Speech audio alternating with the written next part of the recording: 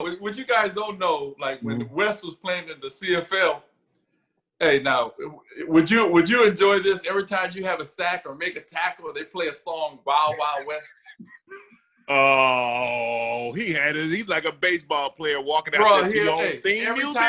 Every time he made a play, they played the Wild Wild West song. By Kumo D. Kumo D. That was not my idea, I'm going to tell you. Sometimes I wouldn't even, if I was close to the tackle, they'd make the song. So it had nothing to do with me. I'm just saying.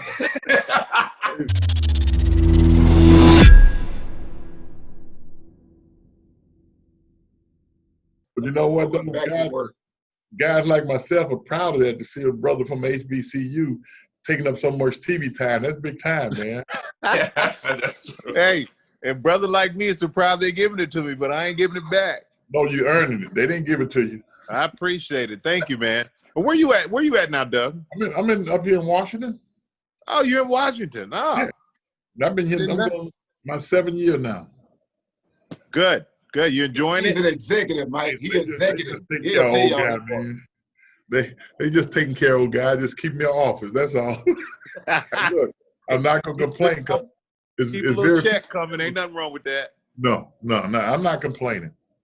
Senior vice president of what is it? Player development. BS. Hey, whatever. Because you know what's funny is I see Dan Snyder. I spent time with Snyder down in the Bahamas. I think he told me that. Yeah, so I spent time. He had I was down there one time. He had Jonathan Allen down there with his family. You did? Down there too. Yeah. Mm-hmm. Nice kid, man. Jonathan's a real good guy. Hey, let me say this right quick first. First of all, we're being recorded, but it's not social media. But I wanted y'all to meet Damon. If y'all didn't already know Damon ahead of time. Damon Allen also played the Canadian Football League for like 23 years. Of course, y'all know that's Marcus's brother, so he in with us too as well. I know who Damon's the better looking of the Allen brothers. I appreciate that, Mike. I'm about to tell Marcus that. Hey, but I definitely grew up loving sports, watching sports, and I watched Strahan, come after the pastor, being a quarterback myself, and I watched Doug, Williams in that Super Bowl. Man, it's always a blessing, man, to be able to to give respect to great football players, and so I'm glad to be on with my good friend James West, and looking forward to I guess Robert Brazil is supposed to be on as well. Well, Robert had to get off. Doug, tell him what I told you when I told you Brazil was going to get off. I told him he ain't got nothing going. He just be BSing you. Hey, Damon, you from San Diego though, right?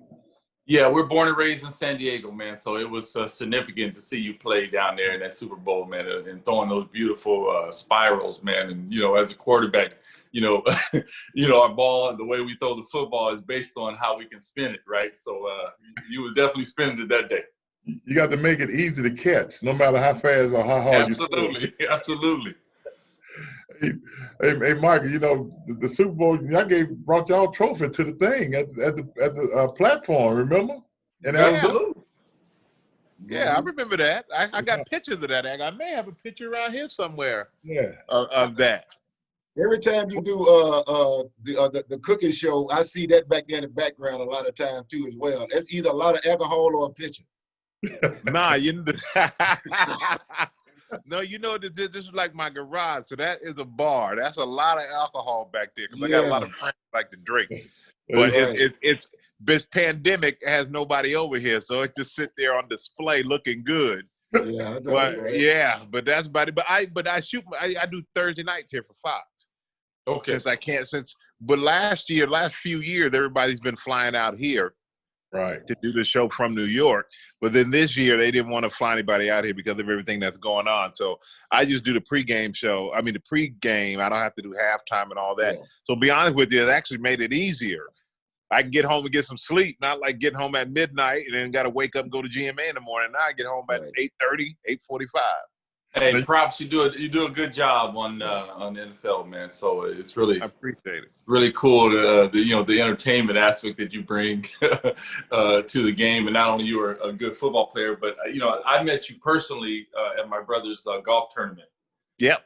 Yeah, and you were with a very beautiful young lady at that time. Yep. He got good eyes. Yeah. Yeah. I mean, yeah. I've had a good life, man. I've had a good life. I ain't gonna lie to you. It has not been bad. I don't think it's been bad for any of us, but it's been a good That's life. right, brother. It's all good, brother. He's It's a all good scout. He's a good scout. So, Wes, how you doing, man?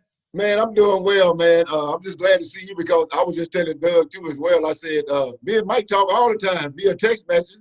You know, I send him a weekly message, this and that, just find out how he's doing, especially with Tanita and Sophia and Isabel and NJ and, you know, your whole entire family. You know, me and Mike are from the same city. We were in Houston, but, you know, of course, he was over there in Mannheim. We were there in Germany over there for a time. So he came back over here to go to Westbury High School in Houston and then went back over there. I think you graduated your senior year over there. Yeah. Which means that you were highly educated over in Germany. So, I mean, your parents allowed that. They wouldn't let you, you know, bypass any other sport to do what you did because some people don't know and reminded it, but you only started playing football, just like myself, for 1 year prior to going to college. And Wow. that's what we have a lot in similar. Well, I mean, I played when I was like 7 and 8 years old. Right. They Okay. moved to Germany, and over in Germany, it's not like here. It's over there, you say football. They like, okay, give you that soccer ball and go kick it. Kick But it I'm around. watching it, and they're, oh, you don't want to play soccer? And I didn't realize, I was like, oh, you know, they don't let you out the game. You don't get a break. There's no substitute. You got to run the whole game. I'm like, nah, brother, I ain't running that much, man. I'm too lazy for soccer. I watch it. I don't even know the rules or nothing. But I didn't do anything. And then my senior year, my dad was like, oh, you can come back to the stage. You can go back to the stage. You're going to get a football scholarship. You're going to do all these things. And I think because he didn't say if, he just kept saying when. I just thought it was supposed to be easy. I didn't know it was supposed to be tough to go back to the States and play football and get a scholarship. But thank God for Texas Southern. Thank God for Walter Highsmith over there, and who gave me a scholarship and gave me the education, and it was perfect because coming from Germany, had I come back and went to a bigger school, I think I would have got swallowed up. I think it would have been overwhelming. Yeah. But to come back and be at Texas Southern right there in the heart of Houston, it was perfect. Perfect situation. Hey, so is that where you got your motive from through playing soccer? No, I didn't play soccer. I watched soccer. Now I'm too lazy to play soccer, man. Okay. That was too much. Damon, I thought you said you were participating in it. Okay. No, too much running, brother. Too much running for me. But you know what I did when I was 13? I was a little chunky, as I call it, big boned. Big bone. And my brothers used to make fun of me because I'm the youngest of 6. Brothers and their friends gave me a nickname, Bob. And I didn't know what they meant. I thought it was cool. You know, I'm the youngest running with the older kids. And Bob meant booty on back. It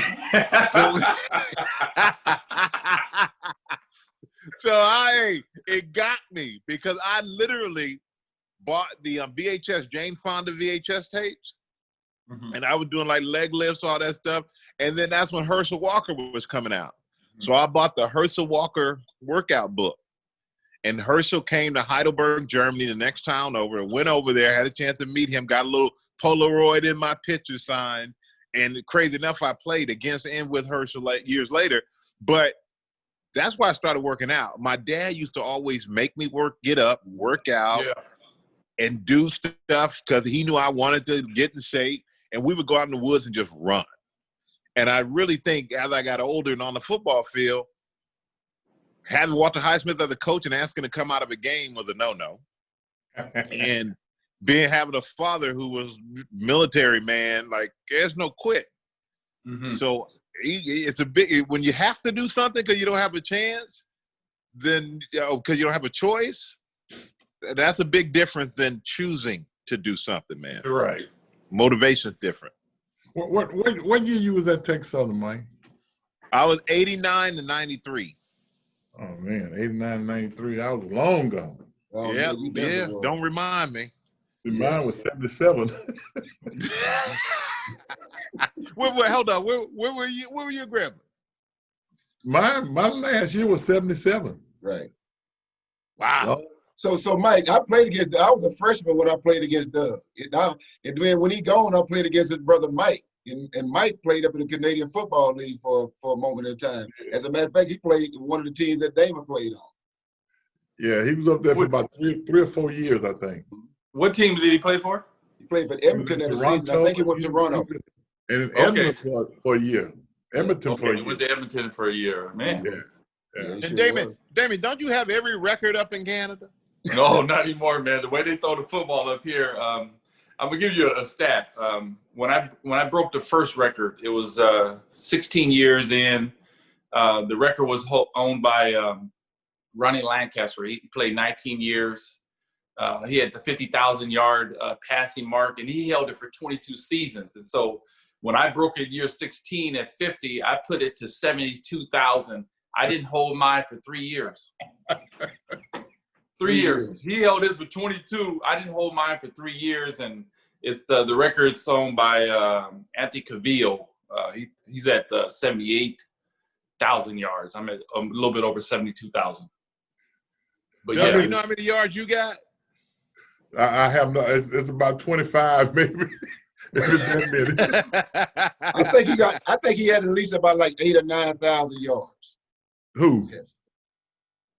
Shoot. But, that Super Bowl stands out. That Super Bowl stands out. But I'm just so excited about us HBCU guys being here, illuminating, how, in times of the difficulty, we processed it and went through. I wouldn't want to do it all over. If I did it all over again, I would still want to go through Texas South. It all depends, James. Somebody asked me that question the other day, and I thought it was unfair to say if you was coming out today, right, would you Grambling or would you go to one of the Power Five? Right. When I went, remember this, I played against my freshman year. I played against Walter Payton and Robert Bazille and Jackie Slater. Yeah. All them boys, and Ricky Young.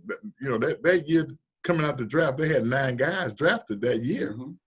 And when I came out, remember, you wasn't able to play quarterback in the Southwest Conference and in the SEC if you was black. So it's crazy. It's hard to compare where I would be going today if it was the same thing. That's correct. So I think what's happened too, Doug, to expand on what you're talking about is it seems like when you go to a big school, the opportunities of or the percentage of getting drafted are much higher due to the exposure and being a big school. And now you're getting kids are getting drafted just because you go to Alabama and you didn't play 4 years, you still getting the opportunity to get drafted.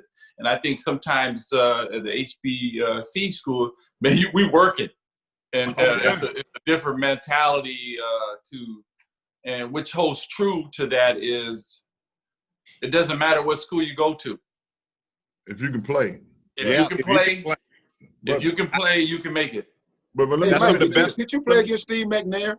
Yeah. I knocked Steve out. So let me say this. I played against Steve. That was the toughest quarterback I ever played against. Right. And I'll never forget. We're up at Mississippi Valley. I put that joker to sleep. When I tell you, if I would have been fined more than my paycheck if it would have been in the NFL the way they put those flags now for breathing on a guy. I hit him under the chin, straight up helmet, sleep. And that fool came back in and lit us up in the fourth quarter to win the game. I said, this guy is amazing. He was the best quarterback I've ever played against in college, one of the most competitive players, period, I ever played against in my whole career. So, yeah. You said Mississippi Valley? That's Willie Totten, ain't it? No. He played at Alcorn. Alcorn State. I'm thinking about Alcorn. Yeah. You said Mississippi Valley was Willie Totten and Jerry Rice, wasn't it? Yeah. Alcorn was Mississippi Valley with Jerry Rice. But it was Alcorn. But I tell you, McNair was just strong as an ox, man, and just tough. But you saw that in his game when he went to the Titans. I mean, he was that guy. Yeah. Just a tough dude with the Oilers, Titans, and unfortunately, his life ended the way it ended. But what an incredible player. And talk about what Doug and you guys said about, I know for me, if I had to go back and do it over again, I mean, would it have been great to be on TV? We were on BET. I felt like I was on Monday Night Football. You got the guys out there putting on spats and spray painting them black. Right. Like we on BET, we on Monday Night Football. John Madden's about to call this thing. And But that, I look back and it gave me such gratitude to be in the NFL where I'm out here in college, I'm wearing one pair of shoes for everything. I don't walk up to my locker and got a new pair of custom-made Nike that fit my feet and all this stuff. I'm not crazy. I'm not crying when we go to they give that little mess hall food. I'm like, man, there's some good eating. You don't know what it's like to get on a bus. Go back for seconds. Remember that, though. Yeah, but you know what? I remember getting on a bus and driving from Texas to Florida to play a game, and they got a bag lunch. I'll never eat at Shoney's ever again. I'll tell you that. Or going up to play Grambling and getting food poisoning the night before the game from eating those chicken wings from a bus stop. You don't know nothing about that. You know, Doug laughs, but he knows the truth. We know this is the truth. And I can't give that up. I ain't gonna lie to you. I would go back and do it all over again. Yes. I can't give it up because I think it made me realize how tough and how hard life really is, and it's not cushy. And when I see guys complain about certain things, I just want to say, you know what? I can tell you ain't gonna last long because you've never been pushed. You've never been challenged outside, on the field or off the field. Like I know I have, and like I know we have, coming from where we came from. But I think that's the reason why success. Most of the guys who got a chance to go to the National Football League from the black colleges made it, and you never heard a word of any derogatory stuff about them because how they was raised at that school and the coaches. And they know they was driven hard. I know when I went to Tampa as a rookie in 1978, and you get your practice schedule, and you got an hour and 45 minutes to practice. Coach Rob was 3 hours and 45 minutes. Right. And they had it where you got your 7-on-7, then you got the run game, then you got 1-on-1, and I'm done. That bothers me because I ain't had nothing else to do. So I used to run sprints after practice because that's what we did. They want to know why I was on the other field running. I say running. We used to run 20-40s before practice and 10-100s after practice. Coach Rob used to always tell us that if we get beat, we're not going to be tired. Right. And he said a whole lot of things too. HBCU coach thing. That must be an HBCU coach thing. And Walter Highsmith, we may get beat, but we're gonna be in better shape than the other team. I'm like, what kind of philosophy is that? That's a TSU tradition. Man, that dude used to have us running those full, gas with down back time. Yeah. Hey, Mike, we didn't have an HBCU coach at Texas Southern this past year. This is the first time we went over. I saw that. Don't rub it in. Don't remind me of that. But I'll never forget Highsmith talking about we're going to run these gaspers until somebody quits, until somebody give their scholarship back. And you thinking, no way, man. They ain't going to do that. And when you run too many, you don't even count anymore. Right. And he's talking about hands on the line, where everybody got their hands on the line and on both knees because you could barely stand up. Pushing a sled around the track. Shoot. And when I was in school, the quarterbacks had to push the 2-man sled. We had to push the absolutely. Sled. We did all them grass monkey drills. I mean, we did everything. Quarterback was. As a D lineman, I'm happy to see y'all got a little dirty. Shoot. Hey, Doug said something earlier, Doug, when you was talking about coach. He said, Doug, your coach said that if you played at Texas Southern, you can play anywhere. I mean, I'm sorry. I wish I was Texas Southern, I was saying. He said you play at Grambling, you can play anywhere. Because there was a whole lot of great people on that campus. It really was. But that was his mentality. He felt like, hell, if you can play at Grambling, hell, you can play anywhere. And we believe that. And I think all the black coaches at the HBCU back then, that was their mentality. Because if you got a chance to go there because of what you have been through as working there, you're going to make it up there because it's a lot easier what they do up there compared to what you've been through here. Yeah. Right. What was the most, was there any time that you just felt like you was at the wrong place? Any one of y'all? Man, I one time when my freshman year, my redshirt freshman year, when I thought I should have been the starting quarterback, and they had a guy named Joe Como. Joe Como, bless his soul, he going on. Joe Como, we played against Northwestern State. And we ended up winning 14-13, but Joe played terrible, threw about 4 interceptions. and I didn't even get in the game because I thought I had a great spring. But that lets you know you think of what you did. And think it's all depends on what somebody else thinks you did, right? So I told my oldest brother, I said, man, I'm quitting. I'm going to Southern University. I ain't playing here no more. And at that time, you could transfer without having to sit out. Wow. So I went the next week. I decided I was quitting, and I didn't go to practice. And Coach Hobby used to be the basketball coach, Fred Hobby. You know, him and Rob, they call each other left. And he came to my room. I was up there looking at the Big Valley. I never will forget them ball, the Big Valley. And he walked in. He said, "Hell, what the hell you doing, boy?" I said, "Coach, I quit." He said, "The hell you gonna quit?" He said, "Get your behind." So I went down the field and I did the Dwayne Thomas. I don't know if you know who Dwayne Thomas was. Yeah, the running back. the silent guy who didn't talk, right? Right. So I went down, practice was halfway over, and I said to myself, you know what? I ain't talking to nobody. And so I went down there and didn't say nothing to anybody. What happened was nobody said anything to me. So I said, well, shoot, this ain't working. Because I was waiting. I was waiting on somebody to come to me to ask me what was wrong, right? so after like that, they knew your plan already. Yeah. So went to the dining hall, and Coach Sterling, the defensive line coach, came to me and said, "Coach Rob wants to see you." So I went down there, man, and Coach Rob was in the dressing room. I went down and said, "Hey, Coach." He said, "Hey, Cap." You know, Coach never cursed. With my red shirt, never heard Coach Rob say a cursing word. He said, "Hey, Cap, what you doing?" I said, "Coach, you know, I'm not playing. I'm the one to transfer to sell." He said, "Hell, Cap, you ain't gonna transfer here and come back and beat me." He said, the only reason why you ain't playing, because hell, if I put you in there, them other boys ain't gonna never get it back. I didn't understand where he was coming from. He telling me. I'm saying, well, Coach, what do you mean? He said, hell, your time coming. And lo and behold, we played Tennessee State, and the boy broke his wrist. Wow. In the 5th game of the year, broke his wrist, and I was still a third-team guy now. I had the guy named Terry Brown who could flat out chunk it. And Terry went in there and couldn't move the team. He said, hell, what that William boy, I ain't even have my helmet. I didn't even know what my helmet was. so I get the helmet, I go in there, we end up beating Tennessee like 21-7. And from that day on, from the 5th game of the year, my freshman year, I was a starter.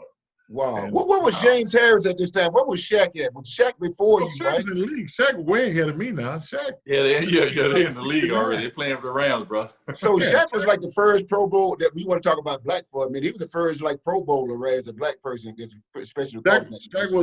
Shaq was the first MVP in the Pro Bowl, black quarterback. Wow. So did you learn anything from him? Did you get a chance to watch him play, or did you just know about it? Shaq is probably one of the biggest reasons why I'm here, because you know Grambling players came back every year. Willie Brown, Buck Buchanan, Ernie Ladd, all the players came back every spring, and Coach would stop spring practice and let them boys take over and talk. Right. And Shaq was the one guy that talked about playing a game, and not one time he ever said anything about being black. See, Coach Rob never said anything about being black, that you can't make it because you're black. Right. Coach Rob has always been one of them guys, hell, Cat, if it's in America, you can do it in America. Hell, don't come back here talking about because you was black, because, hell, you got to do it.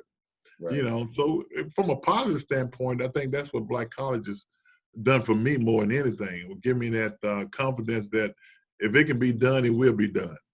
Right. Let me ask you right quick. Did somebody come on campus? I'm sorry, D. Go ahead, D. Go ahead. Yeah, how much is how important is knowing your history? Because we know what history does, because it gives you the information you need to understand where you are in your present date and what you can do for the future. And so, how important, as far as you guys' career, was history? Knowing your history prepared you for? For me, I knew. When I went to Grambling, I knew all the guys who had played there. I thought that was important. First of all, I was lucky because my older brother played baseball there. He was on the national team that went to the national back in 61, 62, and 63. So I was going to Grambling when I was like 10, 11 years old. And I didn't choose to go to Grambling. My mama chose me to go to Grambling. Okay, yeah. Because when Coach Rob called, y'all don't understand this, but we had a party line where I lived in this little neighborhood. We had a 12 party line, 12 people party line, with that old Southern Belle. Right. Yeah, that's right. Zachary, Louisiana.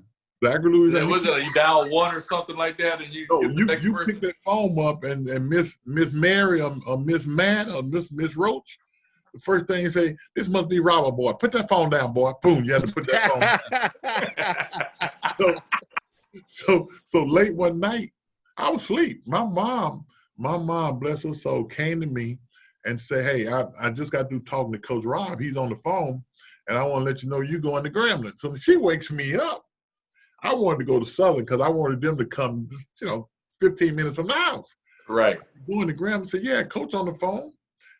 I said, why do you say I'm going to Graham? She said, because he said you're going to go to class, you was going to go to church, and you was going to graduate. And that was enough for her.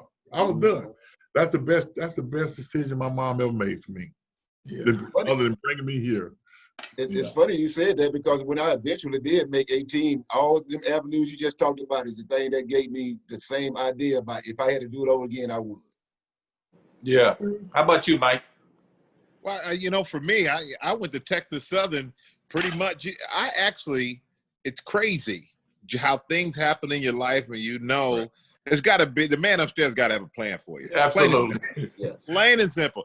Because I am not that smart. I am not that clever. I am not that, wasn't that, physically talented in my eyes as an athlete or anything like that. But after that 1 year of high school at Westbury, I was only in Westbury for 5 months. Yeah. Flew in June, July, played football, got a scholarship offer to Cisco Junior College, actually. Signed the scholarship and went back to Germany in that December and graduated high school over there. But when I came back to go to Cisco, I didn't want to go. It was up in the middle of nowhere, but I had to. But I had a few days before I had to go up, hanging out with one of my buddies from high school. He's like, yeah, man, and I got to go over to Texas Southern. I got a scholarship over there. You want to go with me? And I'm like, yeah. He go, come on, man. Why don't you go here? Why are you going to go all the way up there to Cisco? Just come over here, talk to coach. All right. I literally go over there. Who was that? Walter Highsmith looks at me and goes, can you run? Let me look at you. And I was like, yeah, I'm running. He said, how much you weigh? I weigh whatever, 2. Said, okay, you good. Okay, you good. Now, this is what people don't realize. TSU 4 years, I never signed a scholarship paper. I don't know what happened. We do. What? We know what happened. I don't know how I was in school. I don't know what was going on. All I know is I never signed a scholarship paper for TSU. Hey, people are getting in trouble. People are getting in trouble nowadays. Nowadays you get in trouble. Hey, don't ask, don't tell. I don't want to know. Exactly. I don't want to know. We both can tell that story. But yeah, so it's crazy that I was supposed to be at Cisco, and I just never went. I just went over there to TSU. Never showed up, never did nothing. And then I'm at TSU figuring it out, man. And I'll never forget the Oilers every once in a while would come over and practice on our field. I used to look at them and go, oh, I think I can do that. But I was such a fan of just football in general. And then when you're at an HBCU, you learn the history of the HBCU, because I'm coming from Germany. I don't know history about nothing for the most part when it comes to sports. But I quickly learned you need to know, because this is a different league. This is a different type of grind. For me, I knew more about Grambling because of their history and all their great players, and Doug and everyone else. I knew about Jackson State with Jackie Slater, and I knew about Walter Payton and Jerry Wright. You hear about all the greats who come out, all the Hall of Famers. And that's the amazing thing about it, is if you really dive into the history of HBCUs, I was amazed at the amount of Hall of Famers. No, it's not just guys who were getting in on the fringe, but I mean guys who were some of the best to ever play that position, not one of 20 who ever played that position. Right. But I also looked at it as, for me, coming out of TSU and getting drafted in the second round by the Giants, no one really expected much from me. I was almost felt like one of these draft picks that if it worked out, great. If it didn't, okay, we tried. But so it was always a responsibility to show that you drafted me out of this school. I can't go out here and falter, because I don't want you looking at the guy coming behind me and think that he can't make it. Right. And so that really motivated me. And I also had some of the best advice that was given to me before I went to the Senior Bowl. And I was, of course, nervous. I'm watching all these other guys on TV at Michigan and Ohio State and all these big old schools. And I have to go out there and play against them. And one of the coaches said to me, you are not Michael Strahan from Texas Southern University. And Michael Strahan, the football player. Mm-hmm. If you were not one of the best, you wouldn't be there. Mm-hmm. It's not about your school. It's about you as a football player. You're one of the best, and that's why you're going. And that whole thing just completely changed my mentality. So hard work trumps everything. Desire trumps everything. And that's why analytics in football don't work like they do in baseball, because you got 11 guys out there who really got to want it. And no, absolutely. Good against left-handed. And even for me growing up as a kid, the first quarterback I ever seen, and my whole family is a sports family, and I watched Joe Gilliam. Oh yeah, with the Pittsburgh Steelers, man, and he was slinging that rock, and I think he went to Tennessee State, I believe, right? Yeah. And he had them high white socks on, and he was skinny just like me, and I was sold after that. And then from there, you stole that from somebody else. I was sold after that. I seen Joe Gilliam, and then from there, from the Vince Evans to Doug Williams to James Harris, the Briscoe, all down the line, man. I always just kept tracking. And I always had a heavy appreciation for those guys opening up the doors, right? Because now when I'm stepping into the door, you can't lock the door on me. So but that was always the thing. Like you and Doug, I mean, you guys played the position that, for me, I'm gonna go out and I can find 100,000 other defensive linemen, to like have an example of. You guys have very few examples, and it's kind of. It makes me wonder what the NFL could have been had they not looked at African-American quarterbacks as if you weren't smart enough, you weren't talented enough, right. And in a lot of ways, to be honest with you, they still do that. Right. They still do it, They still kind of do that. I ain't going to even sit here and lie to you. I just see the words that are used, descriptions that are used, and you get that sense that, but. There's always a but. But for you guys to pick a position that is completely not something that you see every day and have to make it work, I mean, I take my hat off to you for that, because you have to have a lot of foresight and a lot of confidence in yourself to do that. Yeah, let me say this first, Doug, before I let you go. Doug, let me say this first. Like, you had talent, Mike. I mean, you had 19 sacks your senior year, and you was double teamed like every year. But James, I didn't know what I was doing. I was literally – y'all think I'm joking. I'm not joking. I had no idea. It was, a quarterback sack is important. I just got to get him before he throws it. Okay. Right. I wasn't. But other than that, I'm running around like, go get the guy with the ball. Who got the ball? Just get the guy with the ball. That's funny. That was how I played, the time, I didn't keep up with that either, because when I played at the end of the year, they gave me this ball with I had 29 sacks. He had more sacks than that, his first season. That I had my whole career, but I was a linebacker, but that was in that case. Strahan. Yeah. Strahan. What you guys don't know, when West was playing in the CFL. Hey, now, would you enjoy this every time you have a sack or make a tackle? They play a song, Wild Wild West. Oh, he's like a baseball player walking out there to your own theme music. Every time he made a play, they played the Wild Wild West song by Kumo D. Kumo D. That was not my idea. I'm gonna tell you. Sometimes I wouldn't even. If I was close to the tackle, they'd make the song. So it had nothing to do with me. He running up there, and they're gonna play the song anyway. And I started getting on the sideline. I said, "Man, why do they keep playing this song? Man, we can't block this dude." Well, I know you know Efren Payton then. Oh yeah, Alf Payton, yeah, swag. So listen, so Doug, I'm glad you brought that up. So Efren Payton went to Grambling too as well. And so on our team at one point, we had 4 guys that got inducted to the Canadian Football League Hall of Fame. And 3 of those guys are HBCU guys. It was myself, Tyrone Jones, who played at Southern, and it was Efren Payton. So 3 of us were HBCU linebackers, and nobody in the history of the Canadian Football League at one time has played in those positions, because we played 30 defense that got on at the same time. But Damon, on the other hand, he played with a team where he played with Warren Moon, Tracy Ham, himself. Who else is that?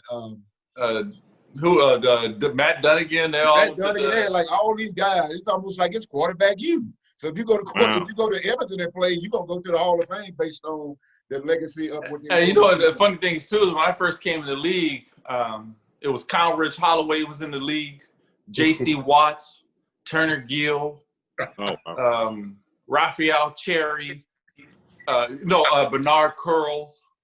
It was a whole bunch of brothers. Man, like I said, back in the CFL, it used to be like damn near, three brother quarterbacks on each team, and now it's changed a little bit now because now this NFL is like giving us the pocket passers, and they're taking all the guys who are athletic now. Today, you know who Country Holloway would be? Arizona's quarterback, Kyler Murray. Yes. That's exactly who he is. That's definitely him. When you call that one good.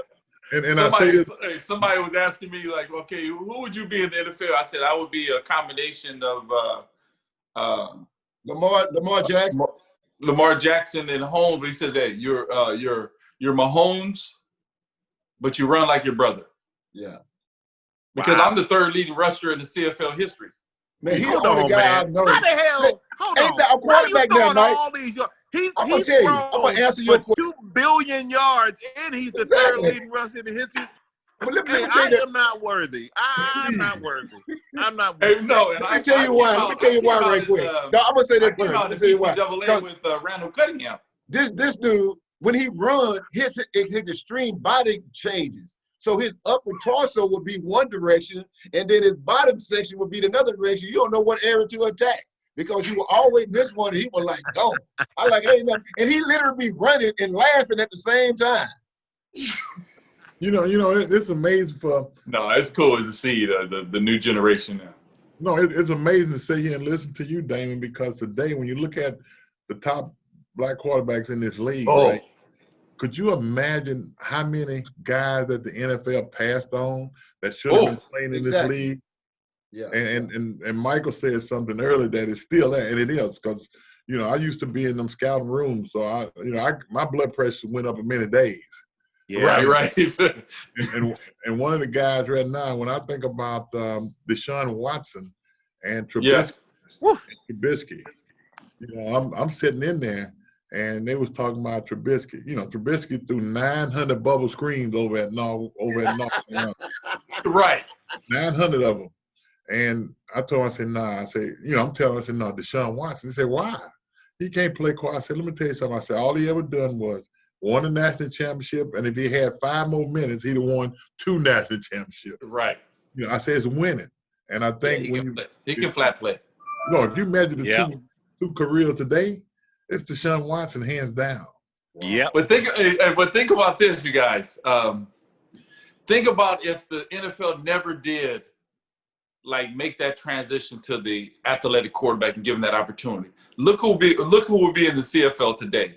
Russell Wilson, Lamar Jackson, Kaepernick. You name it down the line, they will all be in the CFL balling. And our league will be, crazy watch because of the quarterback play. But the fact that we're so thankful to see the generation, and you're starting to see more athletic quarterbacks that are two-way players, can run and throw, are going to these passing schools, and they're learning the passing game. And so the opportunities, we coming to take over, right? So that's what you're seeing now.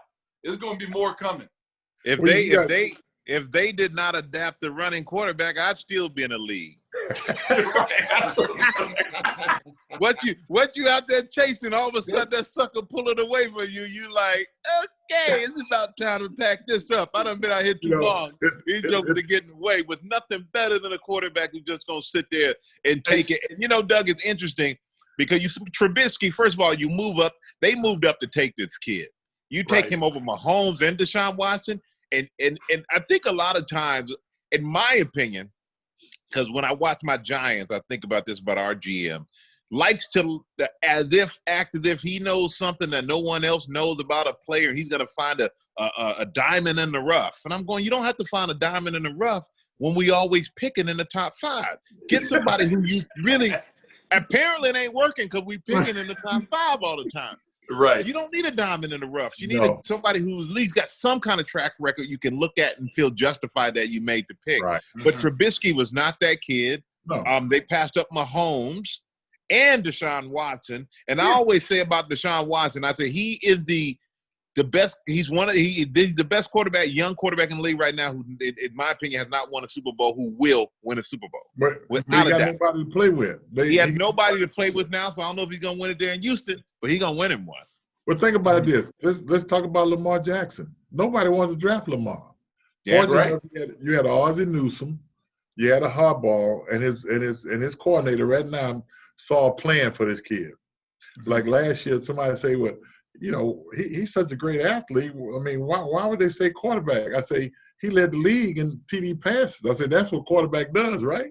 Right. They said, yeah. I said, but just because he can run, that don't mean that he can't be quarterback. Yeah, they only look at one dimension, right? Instead of like saying, you know, I tell all quarterbacks that can run and throw, bro, come to the stadium what God has given you. You're right. Running and throwing. And that's what you have to bring on a daily basis, right? And so with that being said, Lamar, like, he's running and throwing, and he's hell when he's on his A game, man. But the Monday night game, if he can't run, they don't win. Oh, they don't win. But he come out there like Willis Reed. I'm like, man, what you doing, man?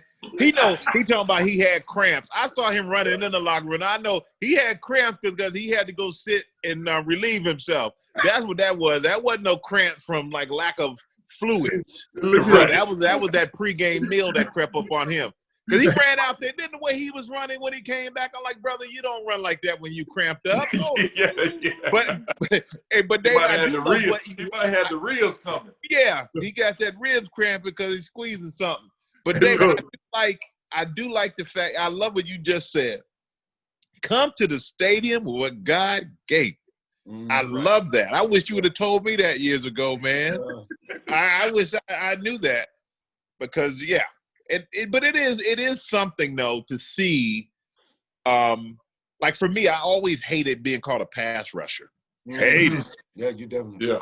Because I'm a defensive end. I'm a defensive lineman. I play to run as well as I played to pass. I actually enjoy playing to run better than pass rushing. Right. But he's a running quarterback. No, he's a quarterback. No, absolutely. And I hate when they try to. And I understand there's certain guys who are specialists. They're a pass rusher. I was always insulted by that because I was a football player. I wanted to do it all. I didn't want to be a guy who you can't depend on in certain aspects of the game on your defense. I wanted you to depend on me wherever you put me in there, wherever you needed me. Heck, I used to go to practice and catch in punts for punt return at the Giants. Now, thank God they never put me in a game because it would have been a 50-50 chance I was going to catch it. But I could catch it 100% in practice, Doug. But, you watch them trained killers running down there at you, man. You don't know if you waving high enough not to get hit. I don't know. Those guys are brave. Like this. Yeah. John Runyon used to be like your favorite guy, though, right? They call him gator arms. The hands like it was a little too high. Who was that? Oh, I'm sorry. Hey, John Runyon, you used to love to play against John Runyon. I just thought that was kind of funny. You just mentioned like you had like 24 fumble, not induced fumbles, and you had 4 or 5 interceptions too as well.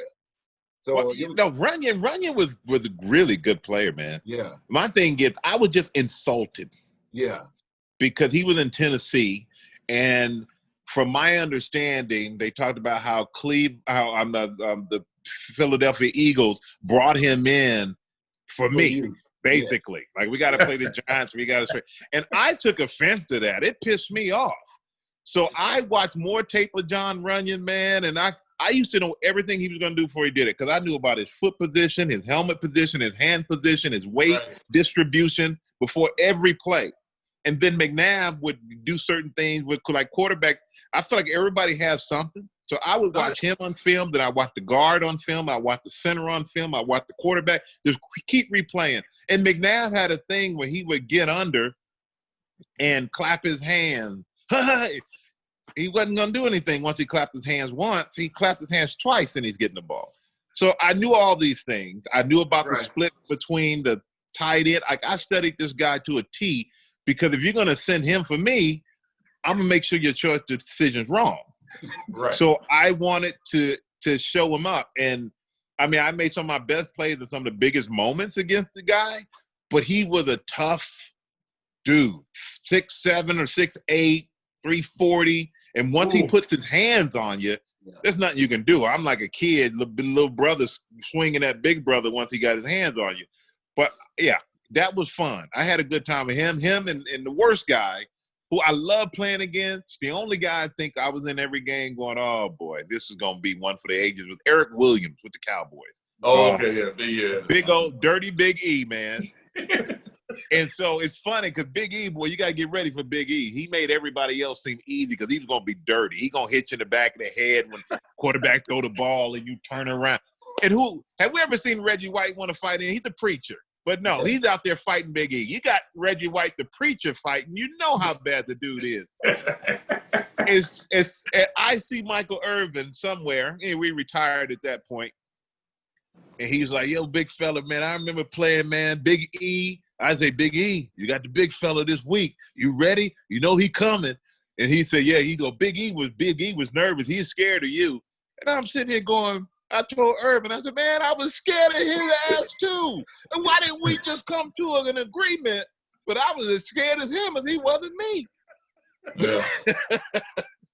Hey, you know, in our league, in the NFL, man, you're right on top of each other. In our league, they get a yard off the ball that we play, a yard off the ball. So, you know, the old linemen always get their hands up. And so you got to really show your pass rushing skills. And I remember when Desperate Manley came down there and played, and Gastineau came down there and had this big old press conference after coming from the National Football League for saying what he's going to do to our league, right? And telling all the old linemen what he's going to do after having like 19 sacks that year with the Jets. Yeah. And he went like 6 games, didn't even pat a quarterback on his back. Like, he said, don't these quarterbacks stay in the pocket up here?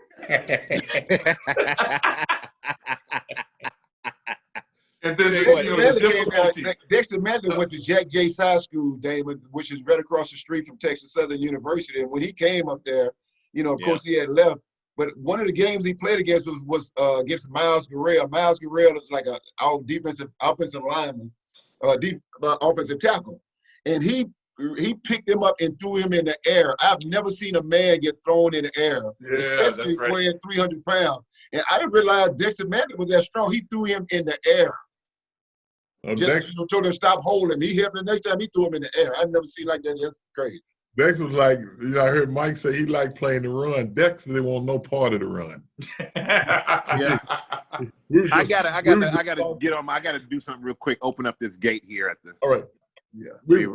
I'm still here. We were just talking about, me and Dexter were just talking. He was talking about Charles Mann, who played the left end. That's right. Oh, that's for sure.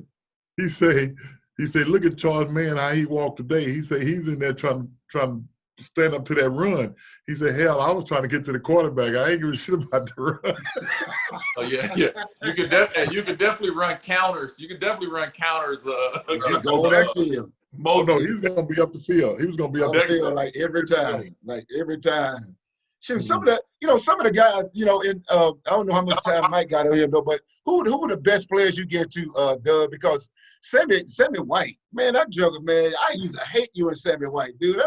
It's like you could just throw the ball anywhere close to him, you're going to catch it to be gone, this and that, though. Who were some of the other best players that you played with during your time there at Grambling? Well, Sammy White was a bad dude. Yes. Ain't no doubt. He was probably one of the best receivers. I don't know why Sammy actually should be. If it wasn't for Marv Richard, he probably would have caught more balls from Tony Kramer. But Sammy was a guy that was open when he wasn't open. And you know, as a quarterback, you got to know when to put the ball in the air on Sammy. Right.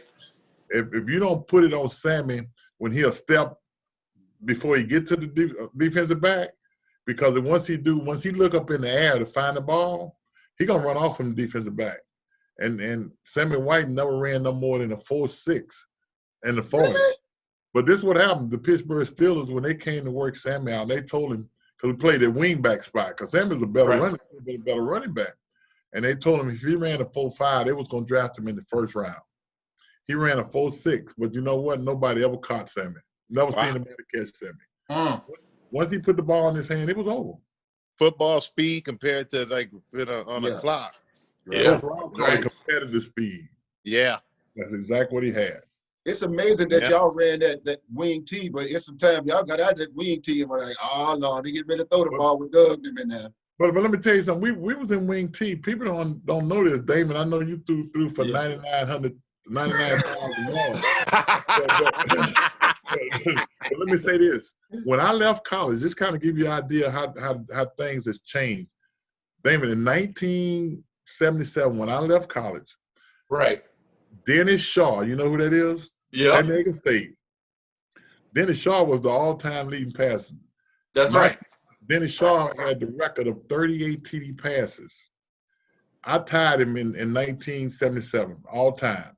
When I left Grambling, I had 8,400 yards passing in 1977 out of a wing tee. Out of wing tee. Wow. I was hated the all-time leading passer in NCAA in 1977. Hold on, you have how many yards in one season? 8,000 something? No. I had 32 my senior year. Oh, but 8,000 something total. As a career, think about it now. They got guys now in their career throwing for 15,000 yards. Right. No, absolutely, because we had Portland State. Neil Lomax. Lil Lomax, he had like 13,000 yards passing his career at Portland State. Man, they run and shoot. Man, the dude threw for like 1,000 yards in like one game. But you still got to think about this again. They was running a wing tee. I'm talking about they wasn't just throwing the ball. Put this in perspective now. A wing tee. So wing tee, tight ends and a wing back and two backs. Right. Yes. And I threw for 8,400 yards, which is the most yards anybody have thrown for in NCAA history. Well, you know what, Doug? We talk about how many great players we play with. How far were those passes? Were they mostly yards after catch? No. Let me tell you something. I'm messing with you, man. I'm just messing with you. No, I can tell you what. This is coach philosophy. See, I didn't throw the running backs. We didn't throw to the running backs. Running backs were getting the ball. It was going to be the X receiver or the wing back was going to catch the ball. Or the tight end catch across the middle. Everything, pass. If you threw for 49%, 50% in Grambling offense, right, that's pretty good. Because Coach Rob said this. He liked to see the scoreboard light up. And you're not going to light it up dinking and done. But at the same time, if it was 3rd and 10, you know what he was going to run? 21 trap. Yeah. He would rather run the football on 3rd down than throw the football. Wow. We was actually a running team that my senior year we threw the ball. I got sacked. My senior year I got sacked 6 times. Who was your receivers? Who was your receivers in Grambling? Well, my first 2 years I had Sammy White and Dwight Scales. Yes. Both of them played in the league. Yes. Pro Bowls. And then I came back the next 2 years. I had a guy named Carlos Pennywell and Mike Moore was tight end, and Robert Woods, who lives in Houston. Robert Woods was a 10-2 sprinter. So he played wingback. So, I mean, we led the whole nation my senior year in scoring 42 points a game. Wow, you're putting up numbers. Wow. Yeah. Right. We never did beat Grambling back in them days. You beat Grambling in 1973 with Harold Hart at running back. I was going to say it was like 20 years before we even beat Grambling again, like 20-something years. Yeah, I know they ripped us off one game out there. I ain't going to lie to you. What year I ain't going to lie to you. Doug, it was y'all homecoming too. Well, you can't win homecoming. Doug was there. No, we can't win homecoming because we come out there for homecoming. We whipping y'all. We got the lead. 4th quarter, we punt. Ball hits your punt returner in the face as clearly as the sky is blue.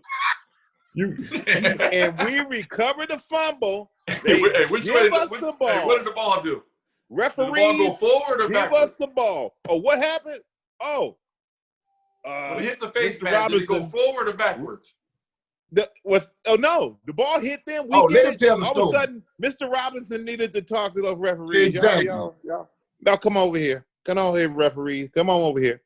Man, the referees came out there and changed that call and gave the ball. All three of us know that's the truth, though. All three of us. I Eddie don't Robinson has know. some influence, big time. I don't know. I wasn't there.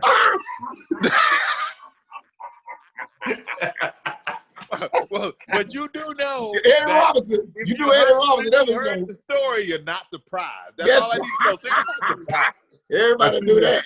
Now, see, you Coach making us Robinson. sound like Tennessee State, Michael. You making us sound like Tennessee State. That's the kind of stuff Big John Mary would do. Oh, that's. Oh yeah. So I just made that up.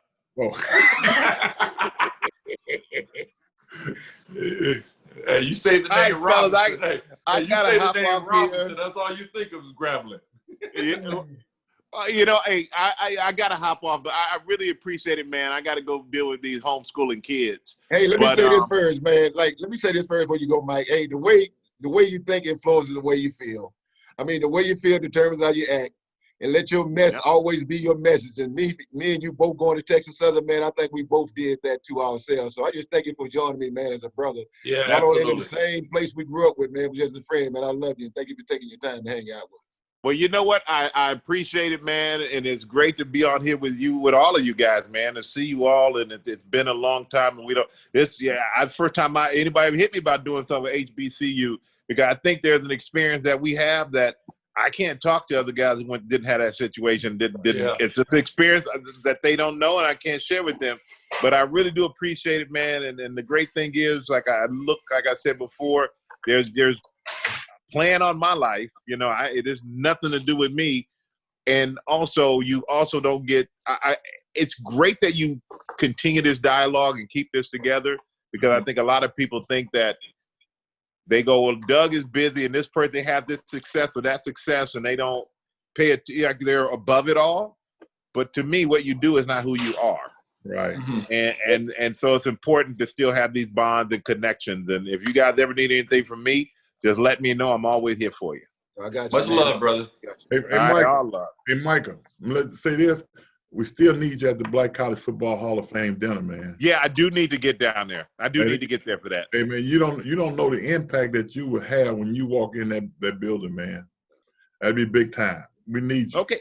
And what are they doing with the NFL Hall of Fame? We moving. We're gonna move. Move there. We moving to the Canton. The Black College Football Hall of Fame is moving to Canton. Oh, cool. Yeah. I didn't know that. So and when did that happen? Well, the dinner usually in February, but because of the pandemic, we moved it to Juneteenth this year. Okay. That's awesome. Juneteenth. That's a good one. Okay. Yeah.